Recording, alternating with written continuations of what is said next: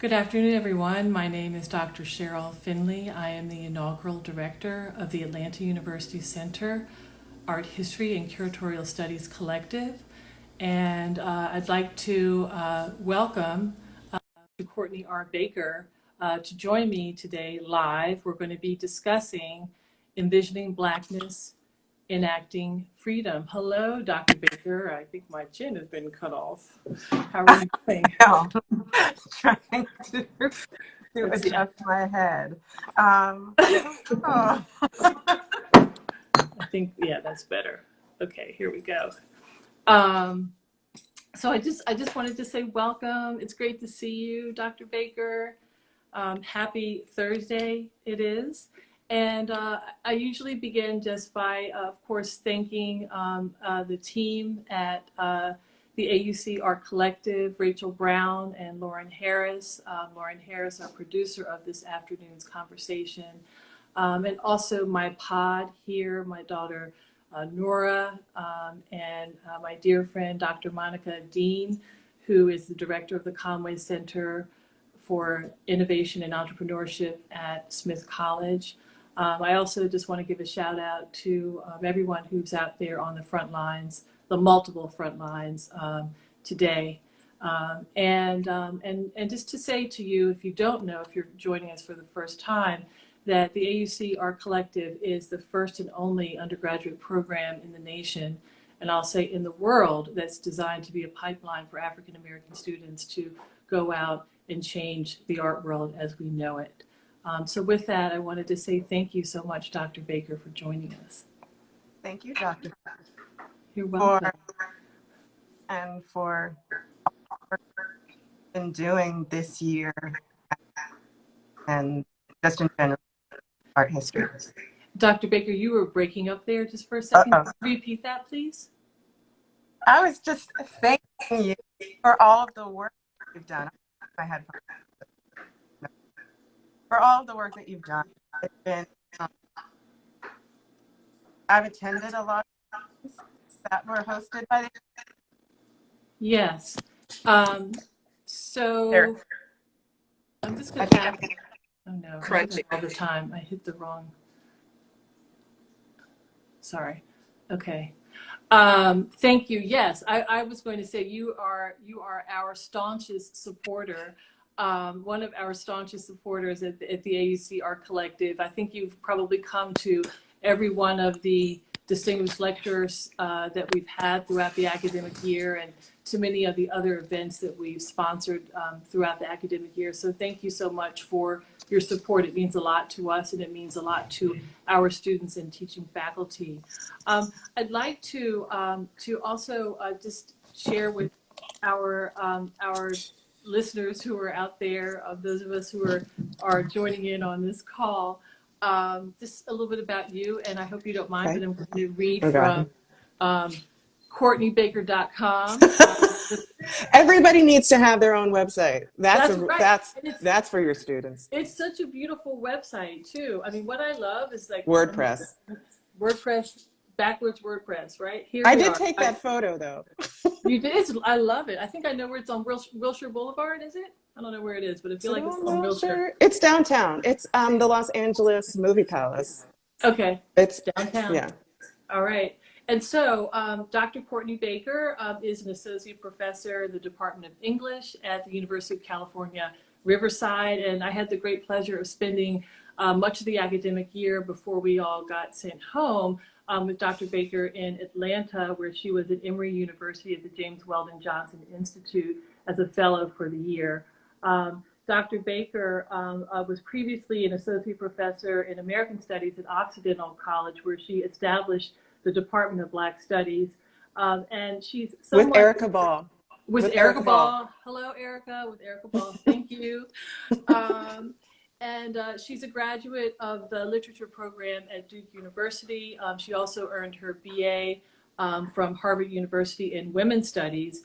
And one of the reasons that we're talking today, I mean, it's because it's a mutual admiration society, I will say.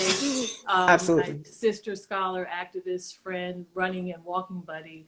but also because of her really important work that I say to everyone who's joining us today that if you don't have it in your library, please go out and get a copy because you need it, especially to really try to understand how we are processing the images, the multiple images of Black death that continue to bombard us at every direction.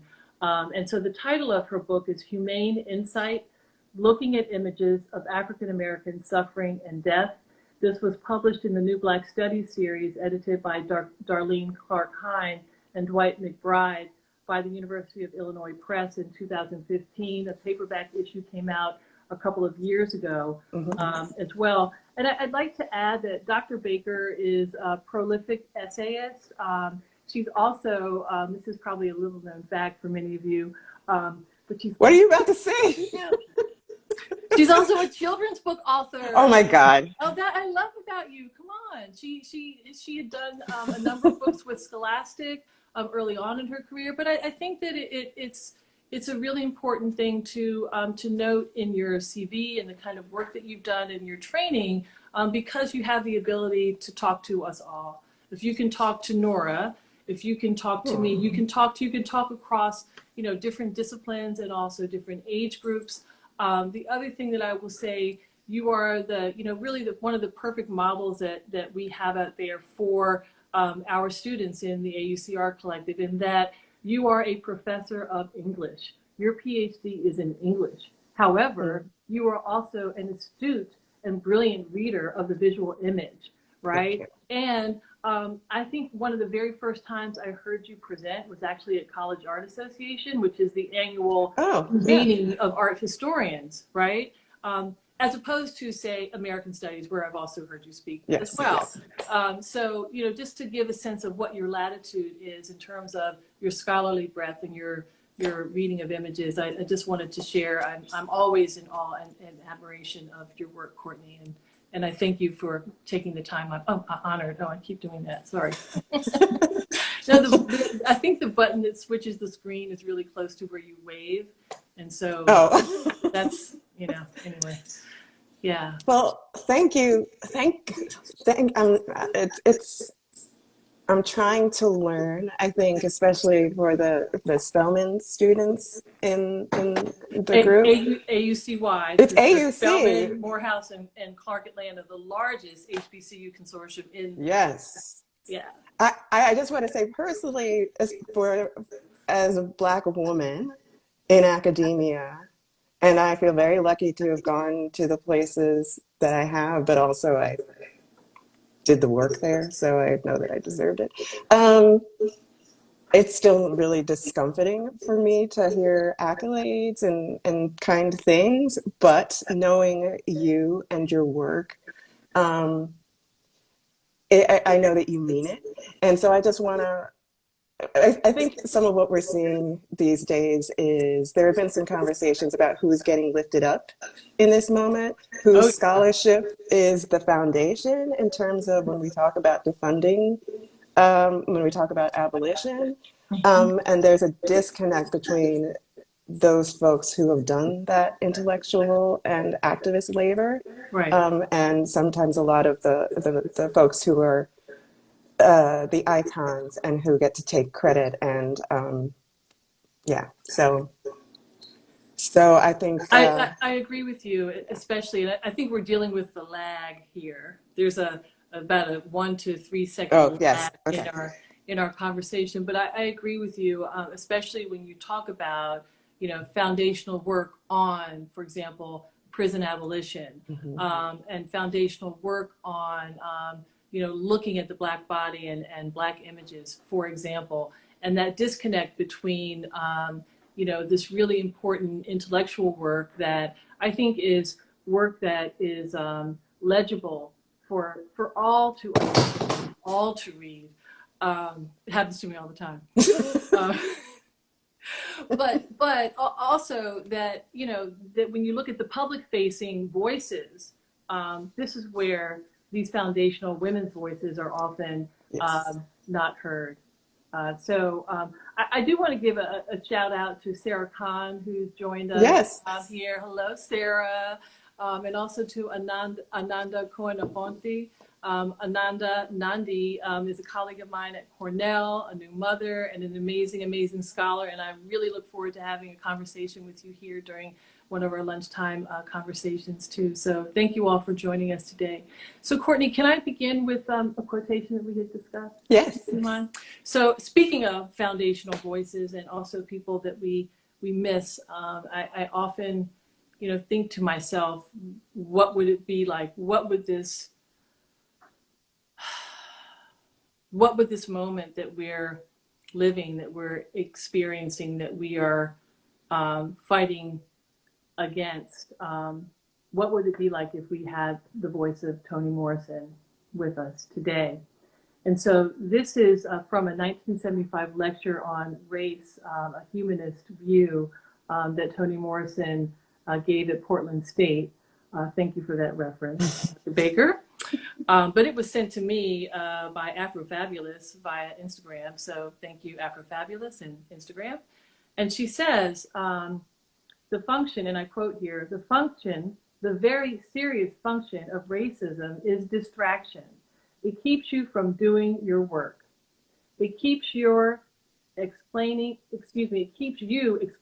over and over again your reason for being. Somebody says you have no language, so you spend 20 years proving that you do. Somebody says your head isn't shaped properly, so you have scientists working on the fact that it is. Someone says you have no art, so you dredge that up. Somebody says you have no kingdom, so you dredge that up. None of that is necessary. There will always be one more thing, end quote. And again, that's Toni Morrison from a lecture delivered in 1975.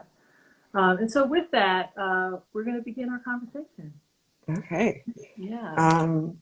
And I will, go ahead. Yeah, go on. I will say it was really powerful to see the Toni Morrison documentary. I don't know if it was part of the AUC series. It was, yes. Yeah. It was, yes. And it was really extraordinary because the filmmaker and Professor Julie Dash and Paula Giddings in conversation when it was presented at Spelman. Hosted by the Women's Center and Beverly Guy Sheftal. Yeah, and so I know that there are those who miss Morrison in a really immediate and intimate way. I never worked with her, but her voice rings in, I think, many of our heads in all moments, right? And especially this one. And when you were telling me about that work of distraction, I find myself thinking about labor a lot, and my Twitter presence. I had to calm myself down because I get really angry about things, and the things that I get angriest about is a failure or a refusal to recognize, acknowledge the work that we've already done. We don't have to reestablish, right? As Toni Morrison's colleague, James Baldwin, already said, the ticket has already been paid, right? Exactly. What we need to do now is think about how we are talking to one another, right? And that is, and I'll speak from the point of view of someone who has worked on developing Black studies at actually two institutions, or worked on resuscitating it at Connecticut College before Occidental, that is where that work is happening. And those spaces are where we can have conversations that push and that challenge and advance the conversation, that aren't about trying to establish our humanity. And I was just going to add to that, if you think about, the establishment of Black studies as a discipline, right? African American studies, Africana studies as a discipline within the academy, it's something that, comes of age and that students fight for, and that professors fight for as well, around the period of the civil rights and Black Power movements, around the Black arts movement. And so that, when you talk about, in a sense, we don't need to reinvent the wheel, that was done, right? And the kinds of conversations, these sort of interdisciplinary, one of the reasons that I mentioned the way that the work that you do as someone who's trained in one discipline, but who has these multiple, perspectives and lenses on which to see, and to speak clearly about, the elephant, if you will, in the room. But that we've been doing the work for a long time. The work has been done for a long time. The foundation, as you said, is there.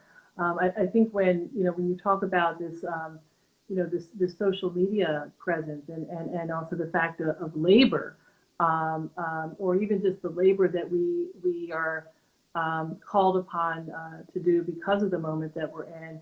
We talked about this feeling of being tired, right? Yeah. Yeah. I mean, we've been doing this not just since the 60s, right? Activism and education and re-education has been central to our activism in African American history from basically jump, right?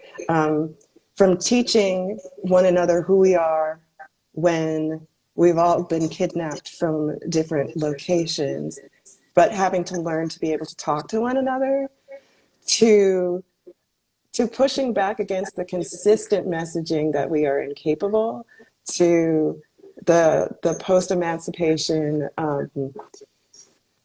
the post-Reconstruction insistence on our misery, from Frederick Douglass stealing literacy, right? And recognizing that it was really significant that was being kept from him. And to kind of pivot a little bit, I think what we're engaged in and what we're interested in doing as academics, right, who are working on aesthetics and art, is not just to kind of reinforce the prices of fine arts, right, to elevate the bank of particular galleries, but to also is that what we're interested in doing is acknowledging traditions, right? Aesthetic traditions, acknowledging lineages and practices that African Americans and Black diasporan people have always been undertaking. And I know you know this very well, studying under Robert Farris Thompson, right? About that that lie that African Americans were just absolutely cut off from culture, right? So this is the work. And for my part, I wanted to I'll just say, because I always feel like if I ever get a chance to talk, I really need to name Mamie Till Mobley, right? That she is a visual studies. You froze, but did I? It was me. It's on my end. Okay. But Mamie Till Mobley, Emmett Till's mother, is a visual studies genius, right? And I can't fully, I tried to imagine what it meant to work through that pain and then to come up with an activist strategy rooted in the visual and rooted in the contested humanity of her own self. So I just wanted to lift her up. Thank you. Thank you. So could I ask you maybe, I know we've mapped out some of what we want to talk about. I wanted to ask if maybe you would say something about your book and how, how we might use your book and use your work, think about your work, read your work as a primer for trying to understand this moment that we're in, to try to,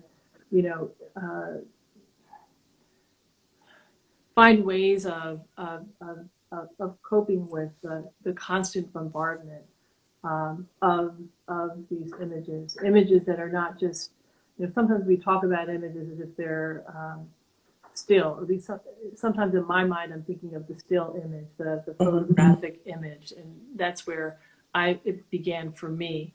At least seeing it was through the photographic image, but of course now we have our phones and video, and so sometimes these images are so incredibly persistent because they last more than 8 minutes long, right? So is there something that you could share with us from your work that might help us see through or beyond this moment, a moment where we can really pick up the mantle of activism to move forward?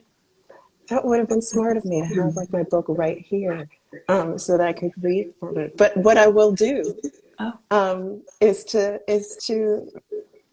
give a sense of, because I think the book came out in 2015, and I think the conversation was different. It was different. Black Lives Matter and their use of social media was kind of ramping up, right? That book project started. I started thinking about, okay, what are the uses of the images of violence in the moment of September 11th? And I'm from New Jersey, and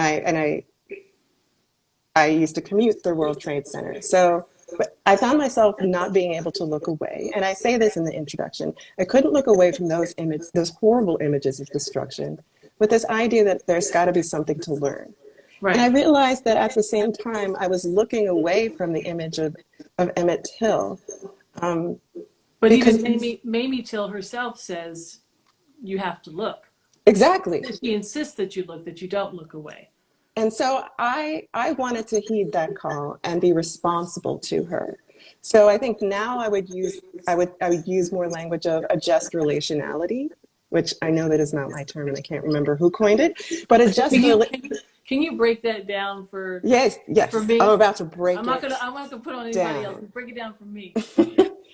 So I think of a just relationality, or like we were saying, a mutuality of what does it mean to be responsible to one another, right? And I think this is the key question that we're facing, or that's at least behind some of the conversations about defunding and decarceration, right? What kind of a community do we want? What is our responsibility to one another if it's not going to be about a single edict and a single non-present ideology, right? A white supremacist, heterosexist,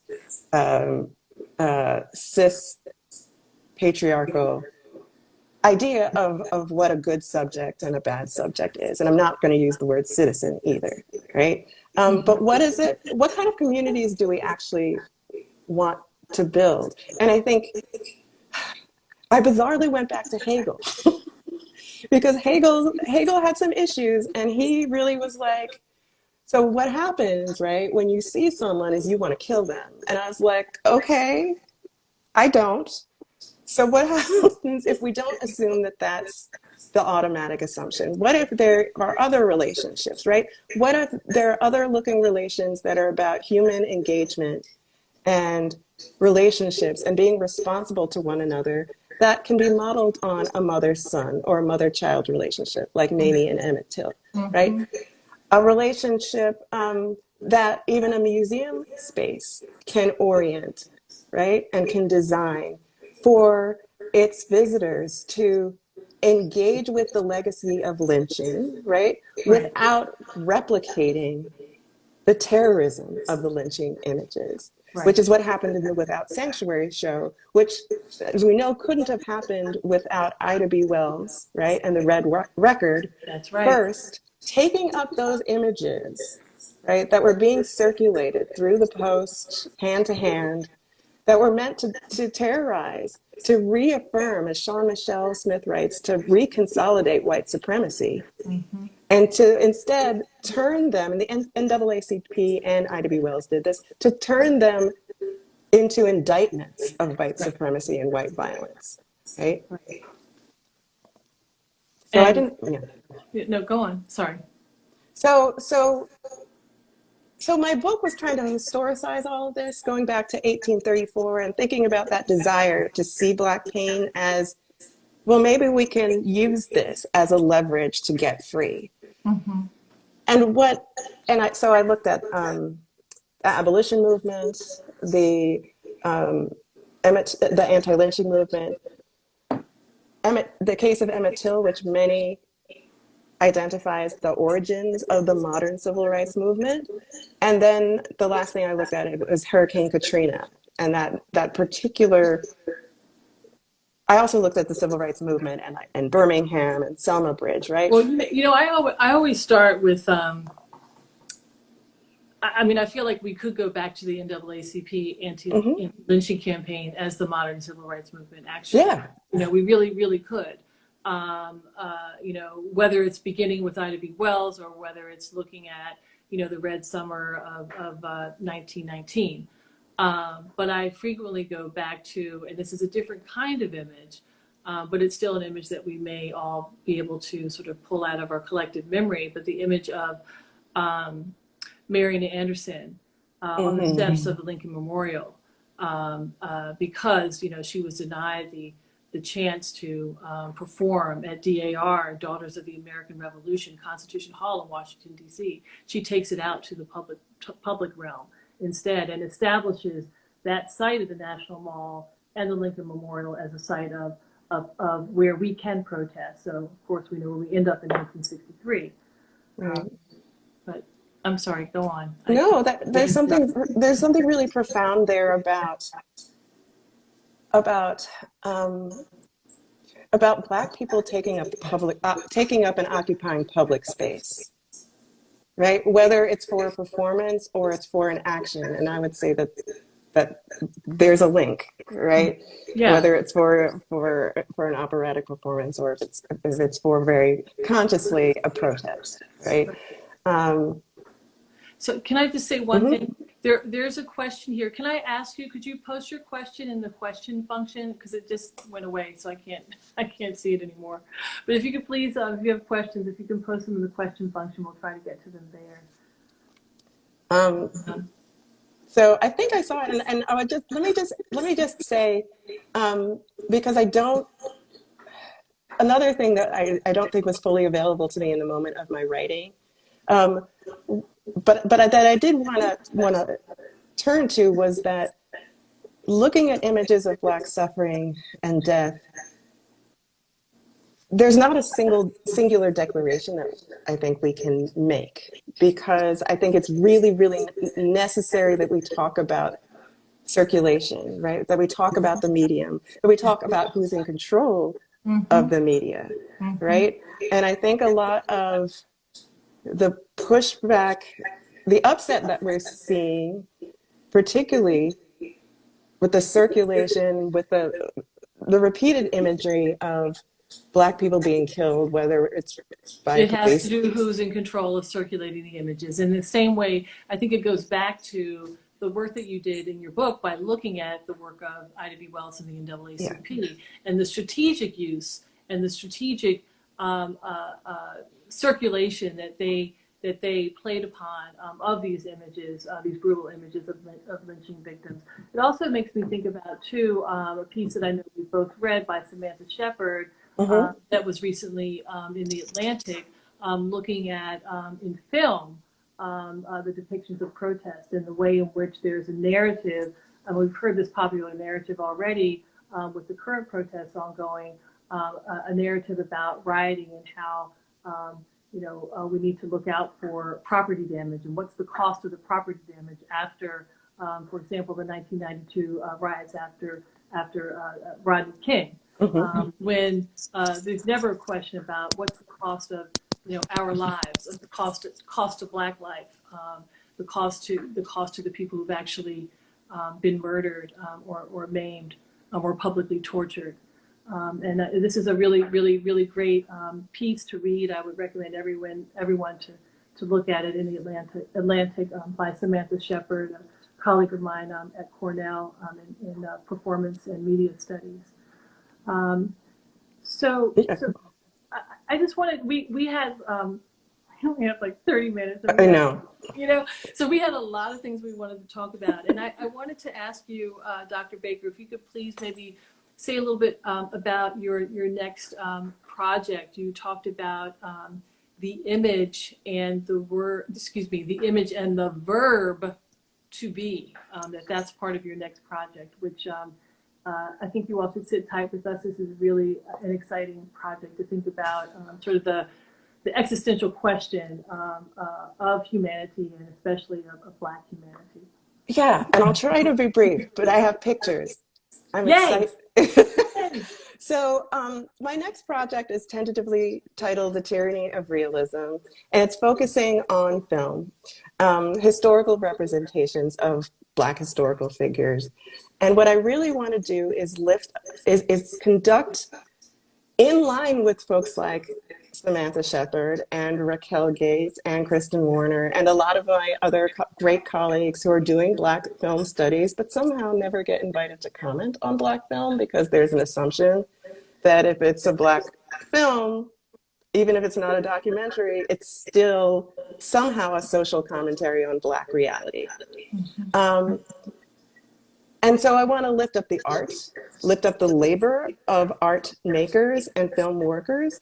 And I also want to play with that notion of being, to say that in terms of Black representation, it's kind of like jazz. There is a riffing, or to use a kind of Fred Moten logic, a kind of fugitivity, a refusal to be stuck in, or an impossibility really, to be stuck in kind of an essentialized definition of Blackness.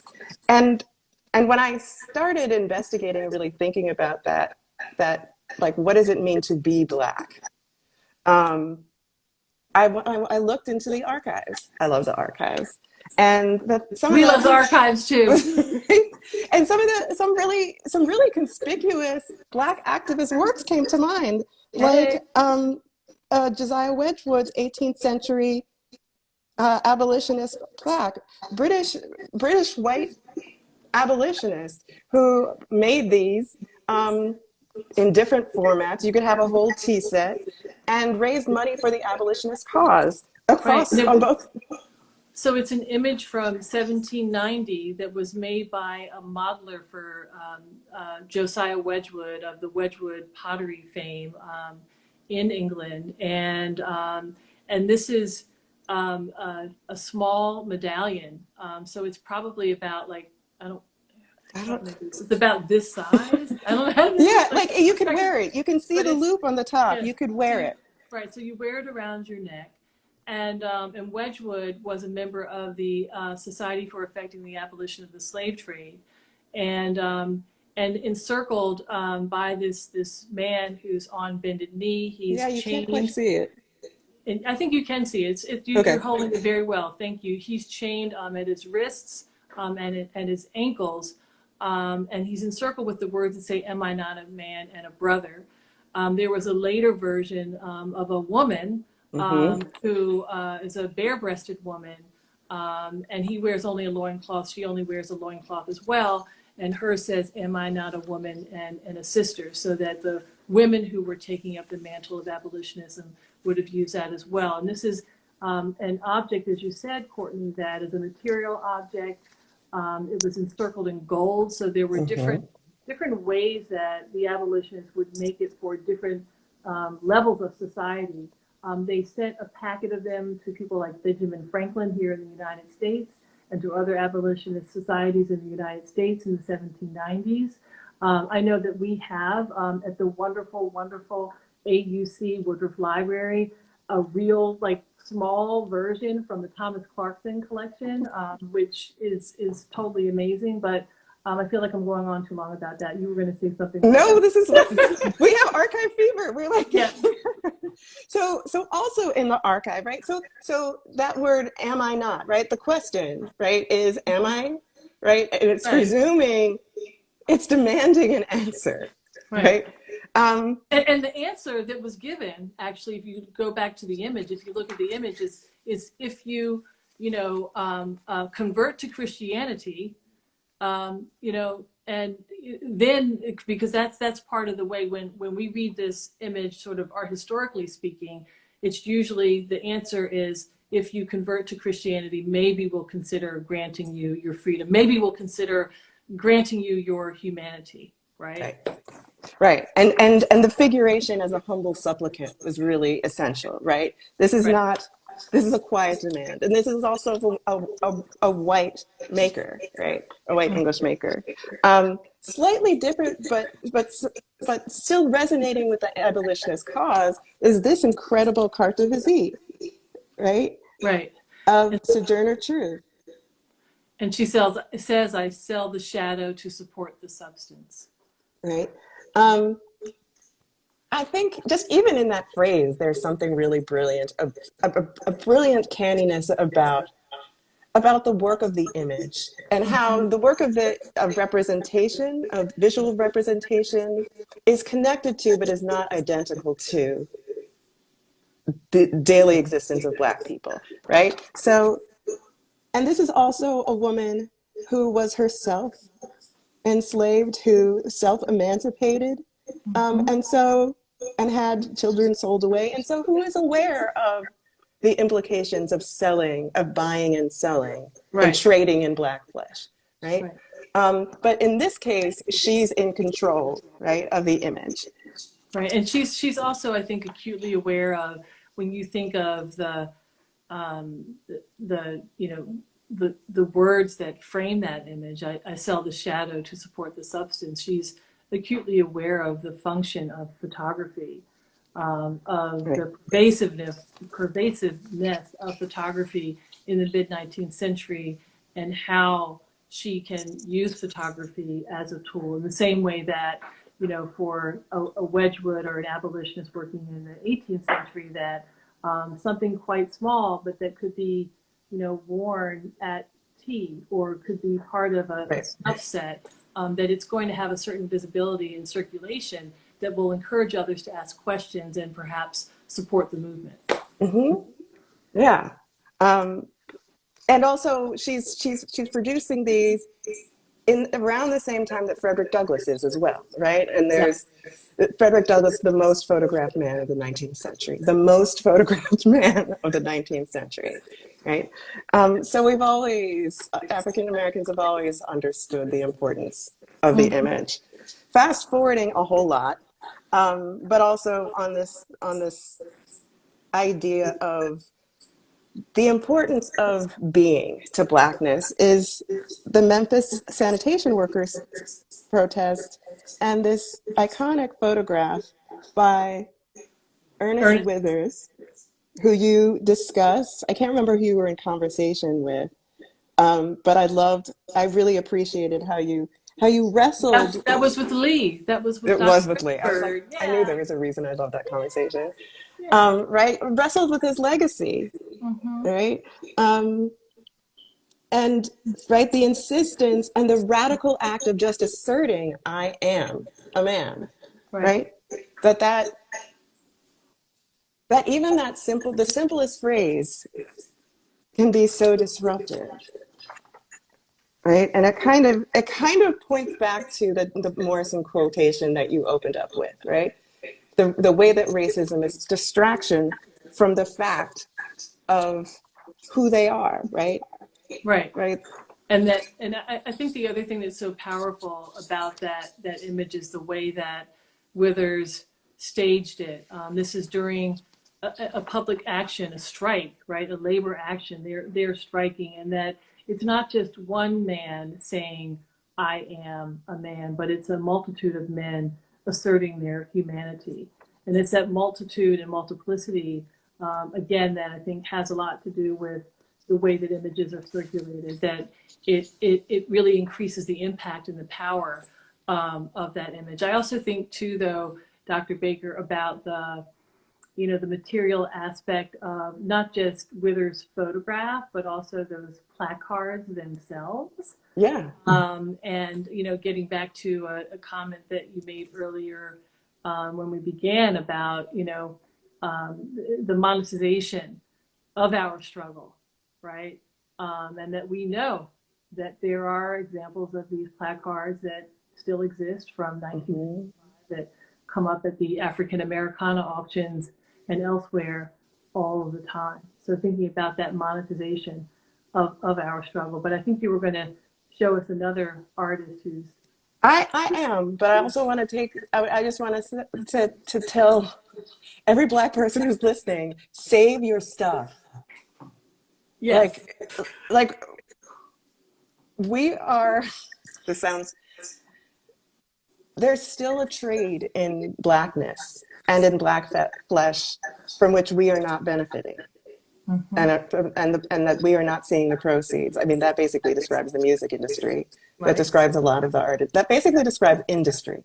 Right. So That describes the culture industry. that describes the I culture think that industry. describes the Yeah. culture industry writ large, which is, feeds into, I think, the initial, impetus for the conversation that, that these images of Black suffering, that's part of what, feeds this industry. And we were talking also about, I wrote to you last night when I was, catching up on my email, trying to, we were responding to mapping out our conversation. And I said, and I'm watching Raoul Peck's I Am Not Your Negro, Yes. right? And that film, which I think is so consciously about what it means to be, what it means specifically for Raoul Peck, a Black man, to go into the archive and to identify and find this work, Remember This House, this unfinished work by Baldwin, when he's trying to reckon with what is his job going to be in the civil rights movement in as a Black man after the deaths of ex-King and Medgar Evers.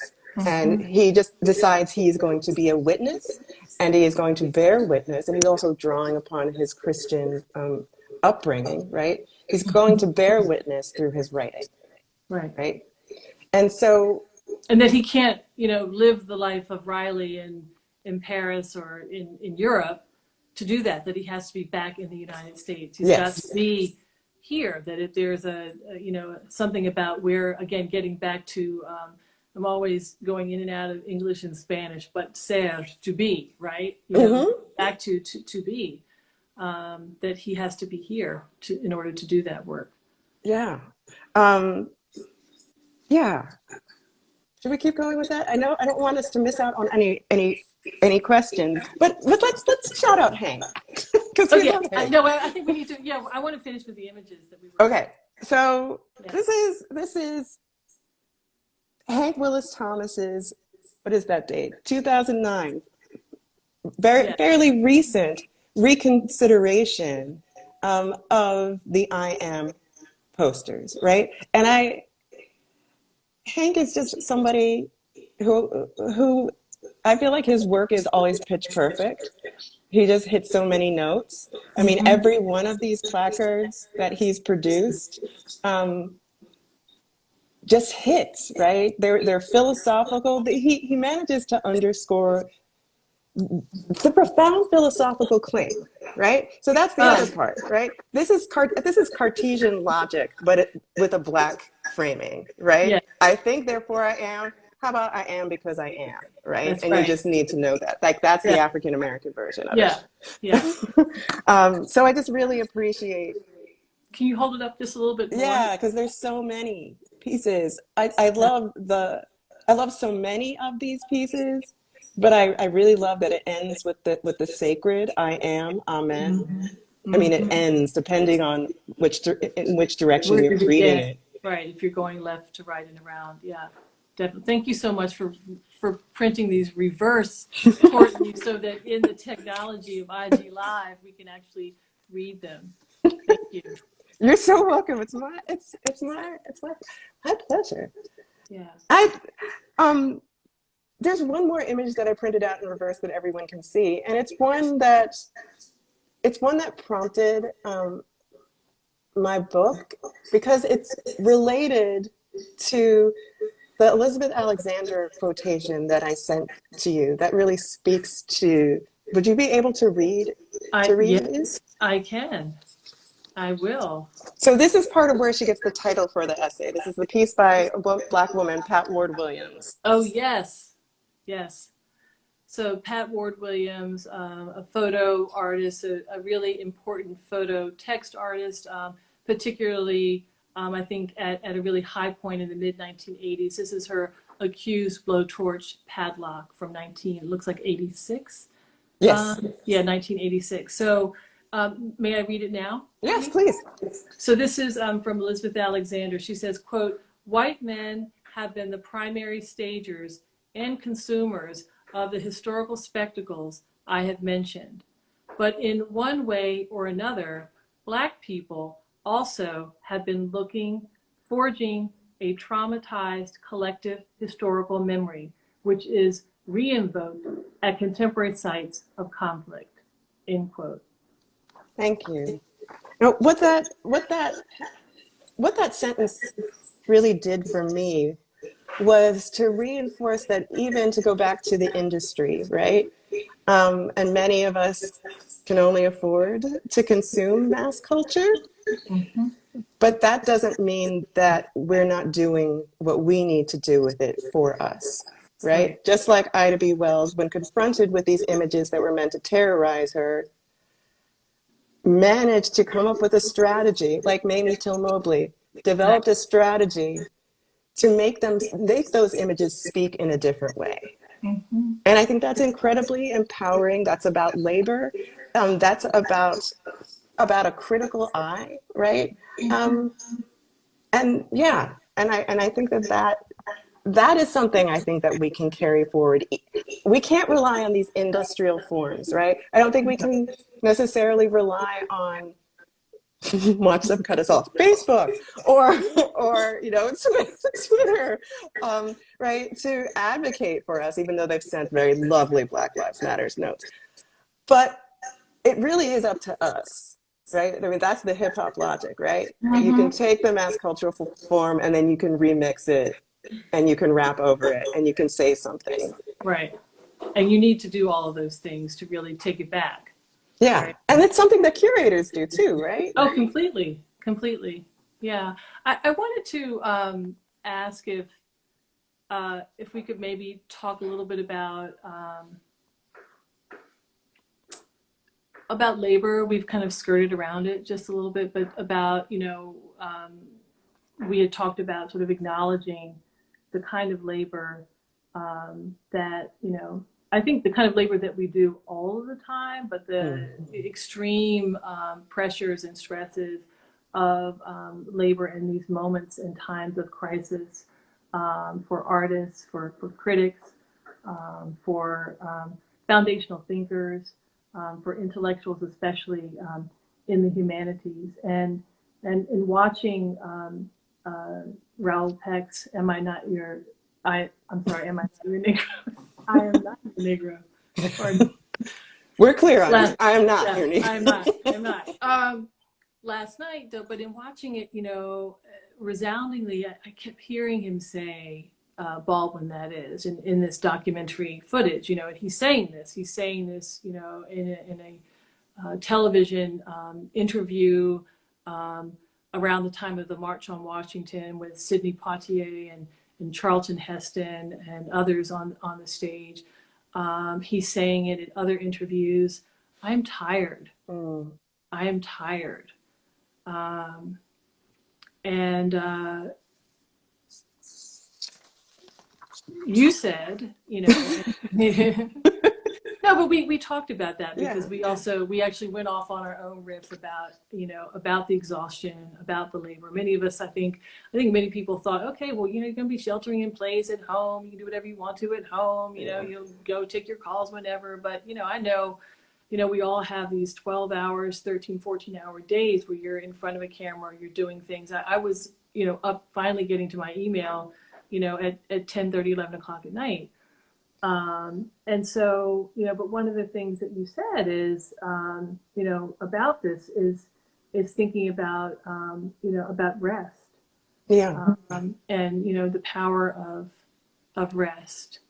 I used to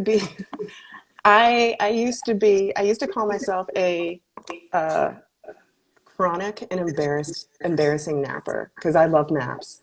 But I have a sofa in my office. I had a futon. Thank you. Okay. No, it's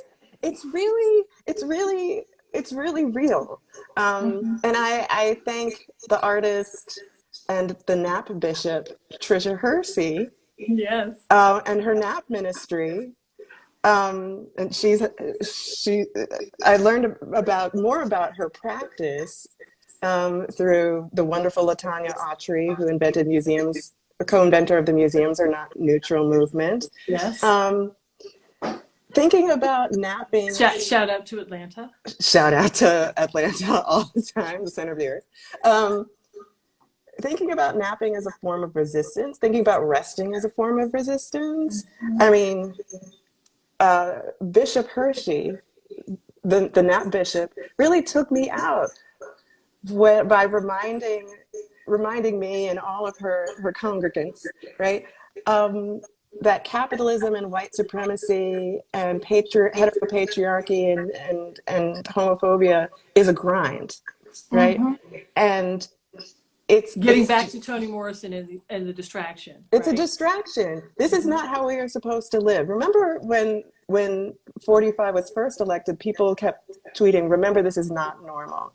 I think maybe for Black folks, we need to dig way back to 1619 and before to get back to this is not normal.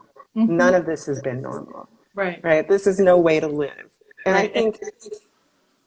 I was just going to say, in terms of just being tired too, I have two things to say about that, but one is to your point right here. I am tired of hearing, well, when are we going to get back to normal, or of this is the new normal. I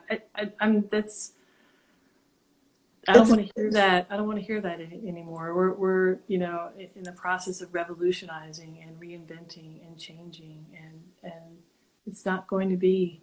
Things are not going to be the way they were. I don't want them to be the way they were. It wasn't working for most of us. If it only works for 1%, it wasn't working for the rest of us. And that's another thing, just getting back to the work of Baldwin and Raoul Peck, throughout his work, he was also calling out capitalism. He wasn't just talking about the fact that he was tired of, all the death, all of the sacrifice, but he was also calling out, capitalism as if there are two sides of the parallel train track, right? Yeah, I mean, that's a whole class, right?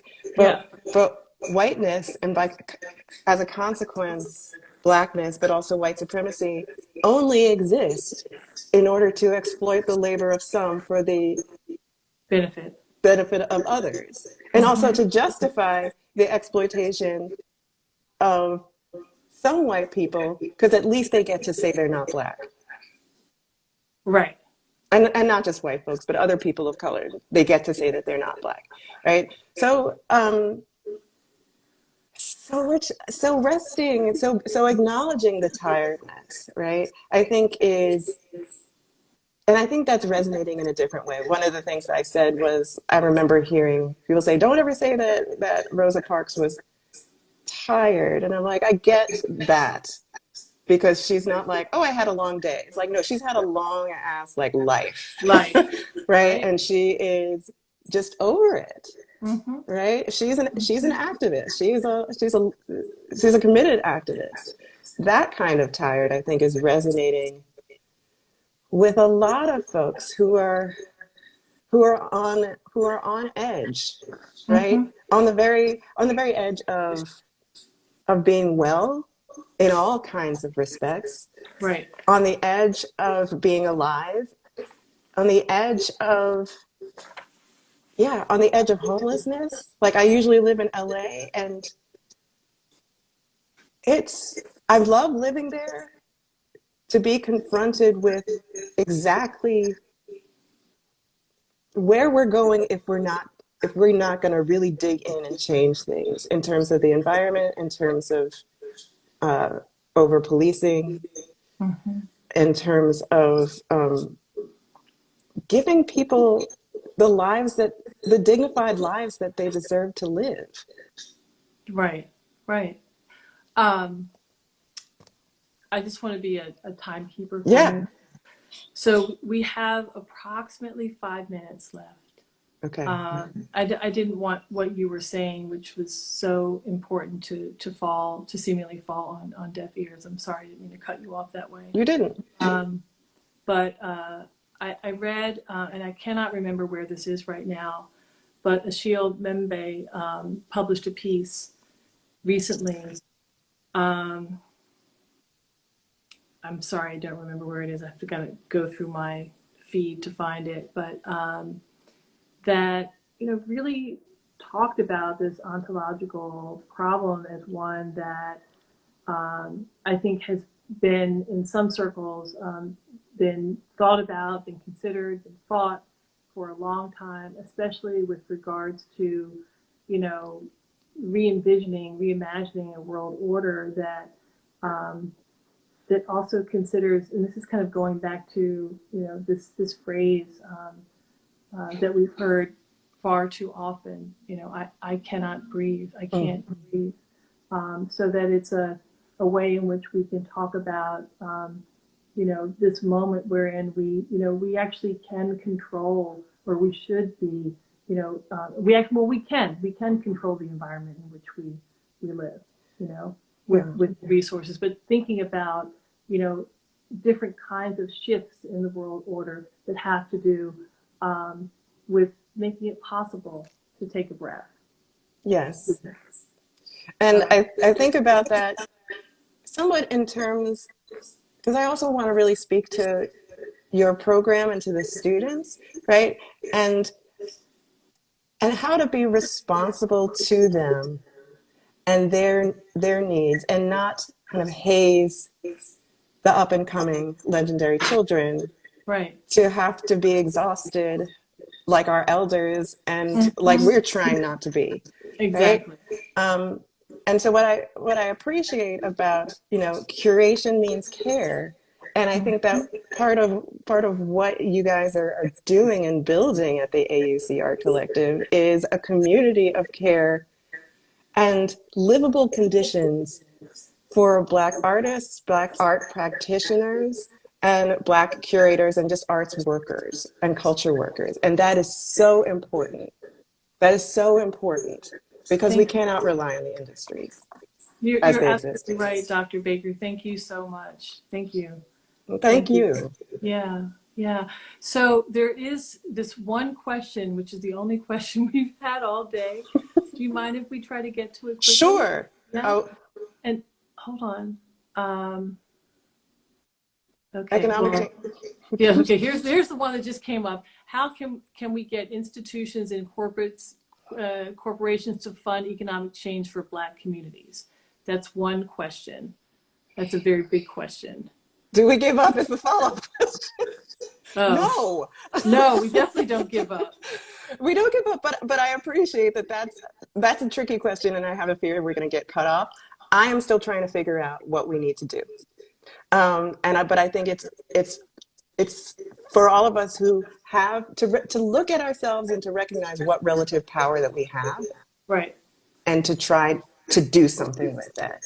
Right. And I think even just looking at the conversation last week with Onaji Henderson of Zuccotti Gallery, he talked about ways that he's working with corporations to basically work with them to purchase work by Black artists. So that's, I think, on a granular level, one way that in one's own specific profession, one can work with corporations to do the work that they need to do. But I think it's also coming down to that's a great question. Do we want them to fund the economic change? All right, now that's a question. But I think it's about holding people responsible. Yeah. Right? Holding people responsible. We have approximately 45 seconds. The last question. On the NAP, and with us being tired, do we need more safe spaces? That was one question. Or do you feel that there is a risk of appropriation of Black Lives Matter by allies? Is this an issue? Yes. Yes. Yes. I would say quickly, because I know we're going to get up, our job is to imagine what it looks like for us to all be free. Go read the Black Feminist Statement. The Combahee Collective gets it absolutely right. Right. everything follows from that. What is it going to take for us to live the lives that we all deserve to live? Can corporations be a part of that? If you can figure that out, let us